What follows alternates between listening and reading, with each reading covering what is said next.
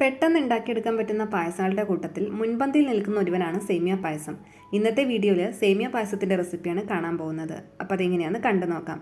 സേമിയ പായസം ഉണ്ടാക്കാനായിട്ട് ഞാനൊരു ചട്ടി അടുപ്പത്ത് വെച്ച് അതിലേക്ക് കുറച്ച് നെയ്യ് ഒഴിച്ചു കൊടുക്കുന്നുണ്ട്. എന്നിട്ട് അണ്ടിപ്പരിപ്പും മുന്തിരിയും വറുത്തെടുത്തിട്ട് ഒരു പാത്രത്തിലേക്ക് മാറ്റി വയ്ക്കുക.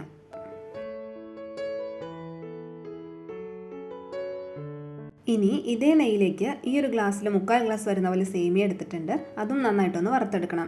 സേമിയയുടെ കളറ് ഒരു ഗോൾഡൻ ബ്രൗൺ കളർ ആവുന്നോടം വരെയാണ് വറുത്തെടുക്കേണ്ടത്. ഇനി ഇതിലേക്ക് പാല് ചേർത്ത് കൊടുക്കാം. 1/2 ലിറ്റർ പാലാണ് ഞാൻ ചേർത്ത് കൊടുക്കുന്നത്. പിന്നെ ഒരു 1/4 ഗ്ലാസ് വെള്ളവും ചേർത്തുന്നുണ്ട്.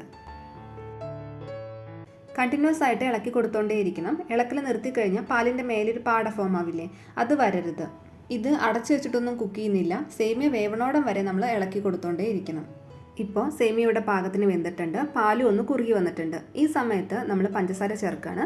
ഈ ഗ്ലാസ്സിൽ 3/4 ഗ്ലാസ് വരുന്ന പോലെയാണ് സേമിയ എടുത്തിരുന്നത്. അപ്പോൾ ഞാൻ 1 ഗ്ലാസ് വരുന്ന പോലെയാണ് പഞ്ചസാര ചേർക്കുന്നത്. ഇത് കൃത്യമായിട്ടുള്ള അളവായിരിക്കും. പഞ്ചസാര ഇട്ടതിന് ശേഷം ഇളക്കും തോറും പായസം ലൂസാവാൻ തുടങ്ങും. അവസാനമായിട്ട് ഞാൻ ചതച്ച് വെച്ചിരിക്കുന്ന ഏലക്കയും വറുത്ത് വെച്ചിരിക്കുന്ന അണ്ടിപ്പരിപ്പ് മുന്തിരിയും ചേർത്തിട്ട് ഇളക്കി കൊടുക്കുകയാണ്. ഇതുപോലെ വെട്ടിത്തിളയ്ക്കാൻ തുടങ്ങുമ്പോൾ സ്റ്റവ് ഓഫ് ചെയ്ത് കൊടുക്കാം. നിങ്ങൾക്ക് താല്പര്യം ഉണ്ടെങ്കിൽ അവസാനമായിട്ട് കുറച്ച് നെയ്യും കൂടി ഒഴിച്ചു കൊടുക്കാം. അങ്ങനെ സ്വാദിഷ്ടമായിട്ടുള്ളൊരു സേമിയ പായസം ഇവിടെ റെഡി ആയിട്ടുണ്ട്. ഈ ചാനലിൽ ഇതിനു മുമ്പും ഞാനൊരു സേമിയ പായസത്തിൻ്റെ റെസിപ്പി അപ്ലോഡ് ചെയ്തിട്ടുണ്ടായിരുന്നു. അത് വേറെ തരത്തിലാണ് ഞാൻ ഉണ്ടാക്കിയിട്ടുണ്ടായിരുന്നത്. നിങ്ങൾക്ക് താല്പര്യം ഉണ്ടെങ്കിൽ അതും കണ്ടു നോക്കാം. ഡിസ്ക്രിപ്ഷൻ ബോക്സിൽ ഞാൻ അതിൻ്റെ ലിങ്ക് കൊടുക്കാമേ.